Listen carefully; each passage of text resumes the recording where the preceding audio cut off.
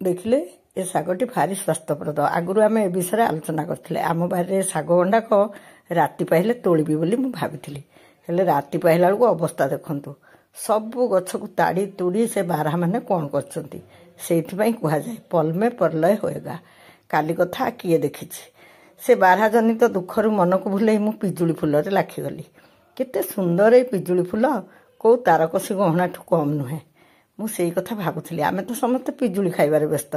ता फुलर सौंदर्य को मु केबे एते उपभोग कर नथिली आज भाबिली रूपार एमती कान फुल दीटा पिंधिले केते सुंदर न लागंता मु एया भाबुची कुन्नी साडू डाक पकेला कहला बो मु गुहाल को जीवी कुन्नी बाछुरी देखिया को मु कहली हौ तू तो कुन्नी तू बाछुरी की भाबुचु कुन्नी तोठू बयस रे यथेष्ट सान हेले भी चाल तोते से बुद्धि शिखेब जेते मना कली कहली गुहाल पटू टिके गेल कर दे घर को जीवा से कहला ना बाछुरी के खोल मु ताकू टिके गेल करबी भल निजे बुझिले ठीक बुझेले ठीक नुहे से मु बाछुरी की खोल देली से गुड़ाए समय बाछुरी संगे खेलला आ मु ताकू किछि न कहि वीडियो कर चलथिली आम कुन्नीर गोटे गुण अछि से बढ़िया भी नाचे बहुत मजा करे किंतु से जदि जाने मु तार वीडियो करछि से चुप हो जाए से मु तार बेसी वीडियो पकई पारेनी किंतु मु सब बेले मन करे मो कुन्नीर टिके सुंदर सुंदर वीडियो पकेयाकू आज से बाछुरी गेल करथला आ मु तार वीडियो कर चलथिली देखुनांती से बाछुरी को केते भଳି रे गेल करछि खाली चुमा ऊपर चुमा दउछि से भाबुछि बाछुरीटी चुप हे ठिया हंता आ से ताकू मनबोधरे आउसा पाउसा कुंढा कुंढी करंता कोला बाछुरी ता फुकुरु फुकुरु निया बंद करी से कोन ता कथा मानिबो से खटे खेली तथापि से खूब चुप रहिला मो मन मन खुशी होतली आज बेला भल कुनी ढेर गला गेल कलानी बाछुरीटी को देखा जाऊ शेषकू कौन होउची तापर ता कान टाणीबा पुणी लांगुड़ भिड़वा आरंभ करदेला सी कौन जानी बाछुरी ताठू केते बलुआ देखंतु मन मन भारी खुशी हो गला कुनी हमर ताको आहुरी गेल करी चलला शेषकू कौन होउची आपण खाली देखु थांतु शेषकू से भाबिला मु जहा कले भी बोधे आउ किछि करबनी आउ जाइके ता लांगुड़ को भी टणा टणी कला आउसा पाउसा सरी जिबा परे कुजु कुचि पिला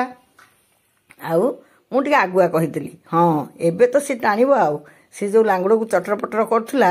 से भाबिला मु ताको धरी पकेबी आउ से सेटू ता लांगुड़ को धरला थरे दिथर धरला बाछुरी संभाली के रही गला सब बेले कोन से रहिबो आ कुन्नी मन मन भारी खुशी गला जे बाछुरी पूरा तार बस हो जाइछि से जहा कले भी बाछुरी आ किछि करबनी थर कपरे दिथर भी से लांगुड़ भिड़वा आरंभ करी आहुरी मजा नेला तापरे कोन हला देखंतु बाछुरी थिला थिला ताकू गोड़ेला आ कुन्नी बाछुरी रो दौड़ा जति की क्षिप्र ये कोठी ताकू पारिबो बाछुरी शेषकू जाई ताकू मुंडरे मुंडिया मारदेला कुन्नी हमर पूरा डरी गला तापरे सरी गला कुन्नी आ बाछुरी रो खेल मु खाई पी आसी शांति रे सोईथिली वर्षा घड़घड़ी रे आम रूम रो फैन टी पड़ी गला वर्तमान जो परिस्थिति फैन खंडे न आले कोन रहबो चुंगा कहला हां बो मु फ्री अछि चल जिबा गोटे फैन ने आसीबा मा पो बाहरी गलु गोटे इलेक्ट्रोनिक्स दुकान को आउ सेठी फैन बाछिलु निहाती जरूरी भाव रे फैन टी किनिया को पड़िला पागजग कथा तो आपण माने जानुछंती आमे एसी रे एते अक्वेंटेड नहे जदियो आम रूम रे एसी अछि आमे खूब कम व्यवहार करू मु इलेक्ट्रोनिक्स को दुकान को गली पंखा मु सब जिनस बहुत कम समय बाछे पंखा बाछि देला परे पुओ तार बिल्ली आदि करिबारे लागिथिला मु सारा दुकान बुली बुली देखुथिली केते प्रकार जिनिस मनीष को आ केते सुविधा दरकार सतरे सबु जिनिस गोटाक परे गोटाए गोटे जिनिस रे जदि टिके कोन विघ्न आसुची सुविधा होनी आ गोटे जिनिस बाहरची किंतु सेही जिनिस को किछि दिन व्यवहार करला परे पुणी कथा होउची जे एटा व्यवहार करबा क्षतिकारक देखंतु खाद्य पदार्थ रोषे होथुआ प्रेशर गुड़ी केवल तार सिल्वर कलर बा धातु रंग रे मिलुथला एबे नाली हळदिया केते रंग रे मिलुची ए कथा भाबिला बेलू पुओ कहला बो छुआंकर टिके ड्रेस नबार थिला आसीचे तो चालुनु जिबा मु कोन मना करबी हौ चल जिबा